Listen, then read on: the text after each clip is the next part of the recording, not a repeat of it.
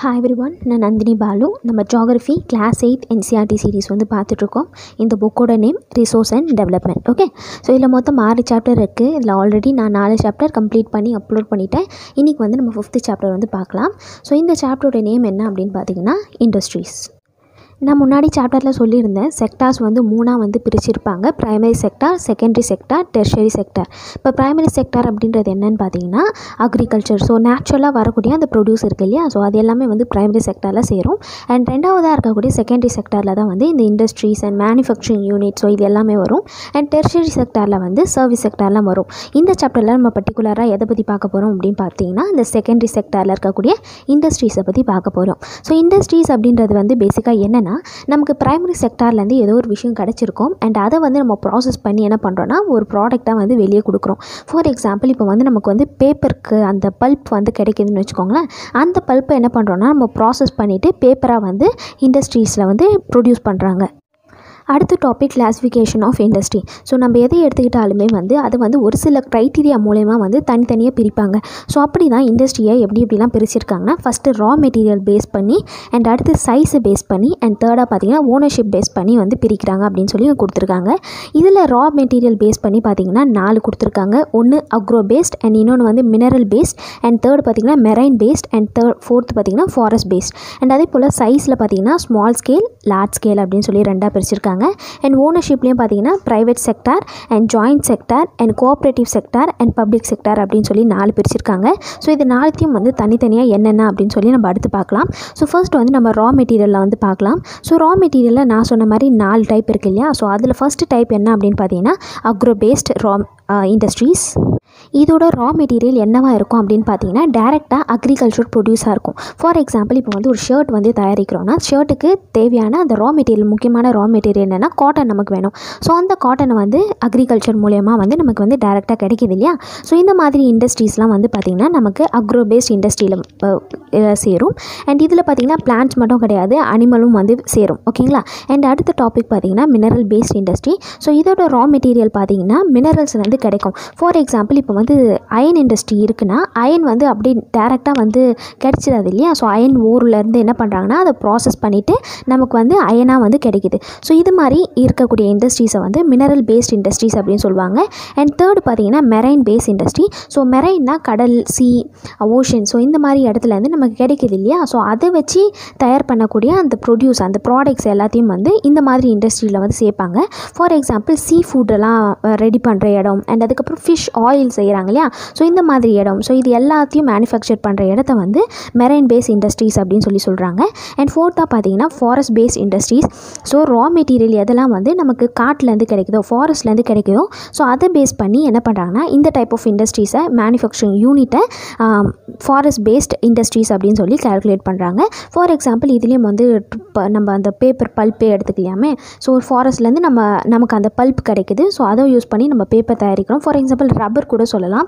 So rubber tree இருக்கும் இல்லையா. So அதுலேருந்து நம்ம என்ன பண்ணுறோம், அந்த எசன்ஸை எடுத்துகிட்டு அண்ட் அது மூலயமா நம்ம வந்து ரப்பர் வந்து தயார் பண்ணுறோம் இல்லையா. ஸோ இதையும் வந்து இங்கே சொல்லலாம். அண்ட் அடுத்த கிளாஸிஃபிகேஷன் என்னென்னா சைஸ் பேஸ் பண்ணி ஒன்று வந்து பார்த்திங்கன்னா ஸ்மால் ஸ்கேல் இண்டஸ்ட்ரீஸ் அண்ட் இன்னொன்று வந்து லார்ஜ் ஸ்கேல் இண்டஸ்ட்ரீஸ் அப்படின்னு சொல்லி பிரிப்பாங்க. ஸோ ஸ்மால் ஸ்கேல் இண்டஸ்ட்ரி அப்படின்றது என்னென்னா வந்து சின்ன சின்ன இண்டஸ்ட்ரீஸ். ஸோ ஒரு இடத்துல வந்து ஏதோ ஒன்று மேனுஃபேக்சர் பண்ணுறாங்க, ப்ரொடியூஸ் பண்ணுறாங்க அப்படின்னும் போதே நம்ம வந்து அது இண்டஸ்ட்ரின்னு தான் சொல்லுவோம். பட் அதுக்காக அதையும் வந்து நம்ம கிளாஸிஃபை பண்ணோம் இல்லையா. ஸோ அதனால தான் இப்படி ஸ்மால் ஸ்கேல், லார்ஜ் ஸ்கேல் அப்படின்னு சொல்லி கிளாஸிஃபை பண்ணியிருக்காங்க. ஸ்மால் ஸ்கேல் இண்டஸ்ட்ரி அப்படின்றது என்ன அப்படின்னு பார்த்தீங்கன்னா மோஸ்ட்லி இந்த கையிலேயே செய்கிறாங்க இல்லையா. ஸோ அந்த மாதிரி இண்டஸ்ட்ரீஸ்லாம் வந்து ஸ்மால் ஸ்கேல் இண்டஸ்ட்ரீஸ் அப்படின்னு சொல்லுவாங்க. ஃபார் எக்ஸாம்பிள் இந்த கூடை பின்னுற இண்டஸ்ட்ரீஸ் அண்ட் தென் பாட் செய்கிற இண்டஸ்ட்ரி, ஸோ இந்த மாதிரியான இண்டஸ்ட்ரி. ஸோ இதில் பார்த்தீங்கன்னா கேபிட்டல் இன்வெஸ்ட்மெண்ட் அப்படின்றது ரொம்ப கம்மியாக இருக்கும். அண்ட் அதே போல் அவங்க யூஸ் பண்ணுற டெக்னாலஜியும் பார்த்தீங்கன்னா ரொம்ப மாடர்னைஸ்டாலாம் இருக்காது. அண்ட் லார்ஜ் ஸ்கேல் இண்டஸ்ட்ரி அப்படின்னும் போது பார்த்தீங்கன்னா அங்கே வேலை செய்கிறவங்க நிறைய பேர் இருப்பாங்க, இன்வெஸ்ட்மெண்ட் வந்து அதிகமாக போட்டிருப்பாங்க, புது புது டெக்னாலஜிஸ் யூஸ் பண்ணியிருப்பாங்க, மிஷினரி. ஸோ இது எல்லாமே பார்த்திங்கன்னா ரொம்ப காஸ்ட்லியாக வந்து இருக்கும். ஸோ அந்த மாதிரி நடக்கக்கூடிய ஒரு பெரிய ஃபேக்ட்ரியோ ஒரு இண்டஸ்ட்ரியல் யூனிட்டோ, ஸோ இது எல்லாத்தையும் வந்து நம்ம லார்ஜ் ஸ்கேல் இண்டஸ்ட்ரிக்குள்ளே வந்து சேர்ப்போம் அப்படின்னு சொல்லி இங்கே கொடுத்துருக்காங்க. ஓகே. அடுத்ததாக ஓனர்ஷிப் பேஸ் பண்ணி எப்படி பிரிக்கிறாங்க அப்படின்னு சொல்லி பார்க்கலாம். ஸோ ஃபர்ஸ்ட் வந்து ப்ரைவேட் செக்டார் இண்டஸ்ட்ரீஸ் அப்படின்னு சொல்லுவோம். ஸோ இதை பார்த்தீங்கன்னா ஃபுல்லாக வந்து ப்ரைவேட்டே வந்து கண்ட்ரோல் பண்ணியிருப்பாங்க. ஓகேங்களா. இதுவே வந்து பப்ளிக் செக்டார் இண்டஸ்ட்ரீஸ் அப்படின்றதுனா ஃபுல்லாக வந்து கவர்மெண்ட் வந்து கண்ட்ரோல் பண்ணியிருப்பாங்க. ஸோ லைசன்சிங்காக இருக்கட்டும், ஸோ எல்லாமே வந்து கவர்மெண்ட் தான் வந்து முடிவு பண்ணியிருப்பாங்க. இதில் வந்து ஜாயிண்ட் செக்டார் இண்டஸ்ட்ரீஸ் அப்படின்னு இருக்கும். ஸோ அந்த மாதிரி செக்டார் பார்த்திங்கன்னா ப்ரைவேட்டும் அதில் இருப்பாங்க அண்ட் கவர்மெண்ட்டும் வந்து இருப்பாங்க. ஸோ ஒரு சில ப்ரொப்போர்ஷனில் வந்து இவங்களோட வேலையை வந்து அவங்க பிரிச்சுட்டு செய்வாங்க. அண்ட் ஃபோர்த்து பார்த்தீங்கன்னா கோஆப்ரேட்டிவ் செக்டார் இண்டஸ்ட்ரி. ஸோ இவங்க பார்த்தீங்கன்னா ப்ரொடியூசர் அண்ட் சப்ளையர் சைடில் ரெண்டுத்துலேயுமே வந்து இவங்களே வந்து இருப்பாங்க. அண்ட் இதுக்கு எக்ஸாம்பிளாக பார்த்தீங்கன்னா ஆனந்த் மில்க் யூனியன் லிமிடெட் பற்றி கொடுத்துருக்காங்க. அடுத்து நம்ம பார்க்க போகிற டாபிக் என்னென்னா factors affecting location on industries. ஓகேங்களா. ஒரு இண்டஸ்ட்ரி வந்து நம்ம இன்ஸ்டால் பண்ணணும் அப்படின்னும் போது அதை வந்து எடுத்தோம் கவுத்தோன்னு பண்ணிட முடியாது. அதுக்குன்னு ஒரு சில விஷயங்கள்லாம் நமக்கு வந்து தேவைப்படும். ஸோ அதெல்லாம் வந்து ஈஸியாக ஆக்சஸ் பண்ணிக்கிற மாதிரியான ஒரு லொக்கேஷனில் தான் வந்து ஒரு இண்டஸ்ட்ரியை வந்து பில்ட் பண்ணணும். ஓகேங்களா. ஃபார் எக்ஸாம்பிள் இப்போ வந்து நமக்கு ரா மெட்டீரியல் அந்த இடத்துல ஈஸியாக கிடைக்கணும். ஸோ லேபர் வந்து அந்த இடத்துல வந்து ஈஸியாக கிடைக்கணும். ஸோ கேபிட்டல் வந்து இன்வெஸ்ட் பண்ணுறோன்னா ஸோ அதுக்கு தகுந்த மாதிரியான ஒரு இடமா அது இருக்கணும். அண்ட் அது மட்டும் இல்லாமல் எல்லாமே லேண்டு, டிரான்ஸ்போர்ட் ஃபெசிலிட்டி, ஸோ இந்த மாதிரி எல்லா பேசிக்கான ஃபெசிலிட்டிஸும் வந்து அந்த இடத்துல வந்து இருக்கணும். ஸோ அப்படி இருக்கும்போது தான் வந்து என்ன பண்ணுவாங்கன்னா அந்த இடத்துல ஒரு இண்டஸ்ட்ரியை வந்து இன்ஸ்டால் பண்ணுவாங்க. அப்படி இல்லைன்னா வந்து அந்த இண்டஸ்ட்ரியை வந்து இன்ஸ்டால் பண்ணியும் வந்து இந்த மாதிரி ரொம்ப ரா மெட்டீரியல் கொண்டு வர கஷ்டமாக இருக்கும், டிரான்ஸ்போர்ட் பண்ண கஷ்டமாக இருக்கும். ஸோ இந்த மாதிரி விஷயங்களெல்லாம் வந்து அவங்க ஃபேஸ் பண்ண வேண்டியிருக்கும். ஸோ கவர்மெண்ட் என்ன பண்ணுவாங்கன்னா இண்டஸ்ட்ரீஸை வந்து டெவலப் பண்ணுறது, இண்டஸ்ட்ரியல் செக்டார்ஸை வந்து டெவலப் பண்ணுறதுக்கு நிறைய ஸ்டெப்ஸ் வந்து எடுப்பாங்க. எதனால் அப்படின்னு பார்த்தீங்கன்னா நிறைய இண்டஸ்ட்ரீஸ் வந்து நம்ம நாட்டுக்குள்ளே வரும்போது இன்வெஸ்ட்மெண்ட் வந்து இங்கே இந்தியாவில் நடக்கும்போது ஸோ அது மூலயமா வந்து நம்ம ஜிடிபி க்ரோத் நடக்கும். அண்ட் அது மட்டும் இல்லாமல் எம்ப்ளாய்மெண்ட் ஆப்பர்ச்சுனிட்டி நம்ம பசங்களுக்கு கிடைக்கும். ஸோ இந்த மாதிரி நிறைய நடக்கும் இல்லையா. ஸோ அதனாலே கவர்மெண்ட் என்ன பண்ணுவாங்கன்னா நிறைய இனிஷியேட்டிவ்ஸ் வந்து இந்த இண்டஸ்ட்ரியல் செக்டாரை வந்து இம்ப்ரூவ் பண்ணுறதுக்கு பண்ணுவாங்க. ஃபார் எக்ஸாம்பிள் நிறைய சப்சிடிஸ் வந்து அவங்களுக்கு கொடுக்குறது. அண்ட் அது மட்டும் இல்லை நிறைய சலுகைகள்லாம் கொடுப்பாங்க. எலக்ட்ரிசிட்டிலையும் இருக்கட்டும், டிரான்ஸ்போர்ட் இருக்கட்டும், ஸோ இந்த மாதிரி விஷயங்கள்.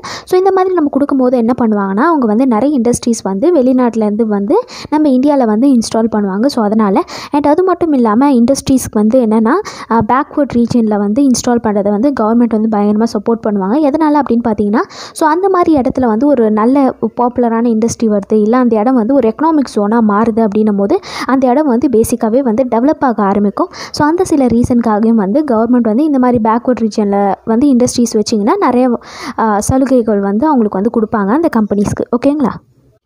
அடுத்த டாபிக் பார்த்திங்கன்னா இண்டஸ்ட்ரியல் சிஸ்டம். ஒரு இண்டஸ்ட்ரி வந்து எப்படி வந்து ரன் ஆகுது அப்படின்னு சொல்லி பார்க்கலாம்.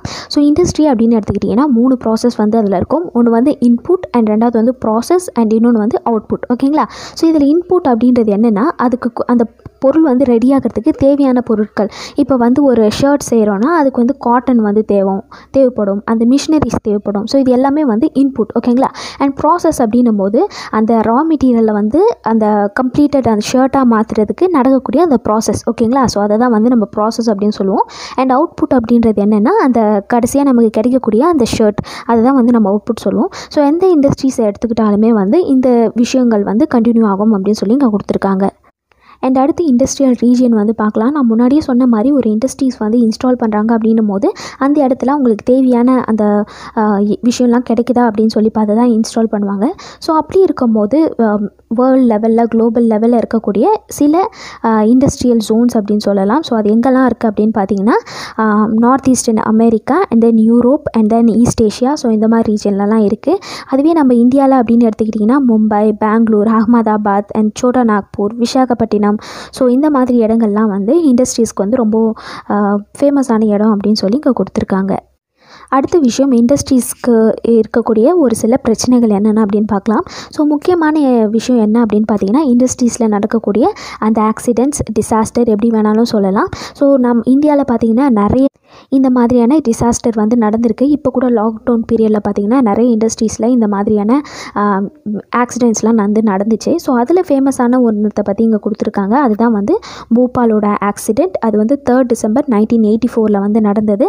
அண்ட் இந்த மாதிரி விஷயங்கள்லாம் வந்து தடுக்கிறதுக்கு அண்ட் சேஃப்டி மெஷர்ஸ்க்கு என்னெல்லாம் செய்யலாம் அப்படின்னு பார்த்தீங்கன்னா இந்த மாதிரியான இண்டஸ்ட்ரீஸ் பக்கத்துலேயே வந்து ஃபேமிலிஸ் வந்து இருக்கக்கூடாது. ஸோ கொஞ்சம் தள்ளி வந்து அவங்கெல்லாம் இருக்கணும். ஸோ அந்த மாதிரியான ஒரு விஷயம் வந்து செய்யணும் அப்படின்னு சொல்லி கொடுத்துருக்காங்க.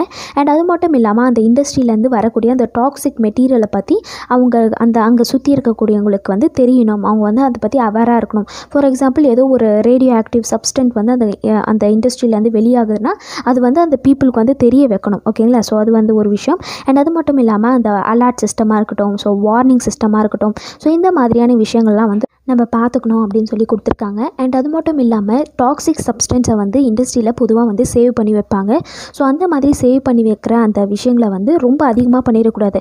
பிகாஸ் இப்போ வந்து எக்ஸ்போஷர் ஆகுது அப்படின்னும் போது அதிகமான குவான்டிட்டியில் இருந்தால் அது ரொம்ப பெரிய பாதிப்பை வந்து உண்டாக்கும். ஸோ வந்து லிமிட்டட் குவான்டிட்டியில் தான் வந்து எப்போயுமே வந்து முக்கியமான ரா மெட்டீரியலாக இருந்தாலும் சரி, பட் அதை வந்து லிமிட்டடாக தான் வச்சுருக்கணும். ஸோ அந்த மாதிரியான மெஷர்ஸும் வந்து இங்கே புக்கில் கொடுத்துருக்காங்க.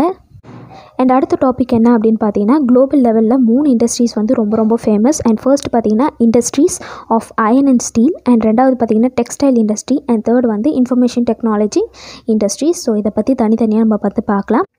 ஃபஸ்ட்டு வந்து அயர்ன் அண்ட் ஸ்டீல் இண்டஸ்ட்ரி பற்றி பார்க்கலாம். நான் முன்னாடியே சொன்ன மாதிரி எந்த இண்டஸ்ட்ரி எடுத்தாலும் அதில் வந்து 3 ப்ராசஸ் நடக்கும்: input, process and output. So இதுலேயும் வந்த மாதிரி தான். ஸோ இதில் வந்து ப்ராசஸ் எப்படி எக்ஸ்பிளைன் பண்ணியிருக்காங்கன்னா, ஃபஸ்ட் நமக்கு இன்புட்டாக வந்து அயர்ன் ஓர் வந்து கிடைக்குது.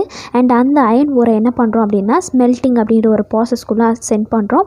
ஸோ ஸ்மெல்ட்டிங் அப்படின்றது என்ன அப்படின்னு பார்த்தீங்கன்னா, ஒவ்வொரு மெட்டலுக்கும் வந்து ஒரு மெல்ட்டிங் பாயிண்ட் வந்து இருக்கும் இல்லையா? ஸோ அந்த மெல்ட்டிங் பாயிண்ட்டையும் தாண்டி நம்ம அதை ஹீட் பண்ண என்ன ஆகும்னா, அதிலேருந்து தனியாக அந்த மெட்டல் மட்டும் பிரிஞ்சு வரும்.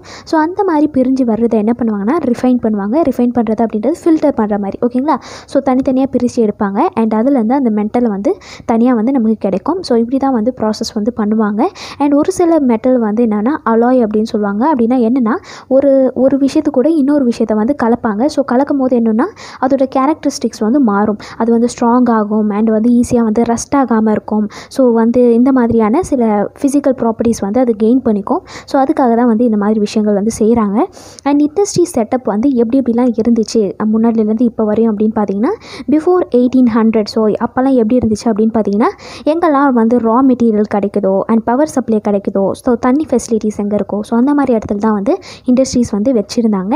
அண்ட் லேட்டர் பீரியடில் பார்த்தீங்கன்னா கோல் ஃபீல்டு வந்து எங்கே இருக்கோ, ஸோ அந்த மாதிரி இடத்துல வந்து இண்டஸ்ட்ரீஸ் வந்து வைக்க ஆரம்பித்தாங்க.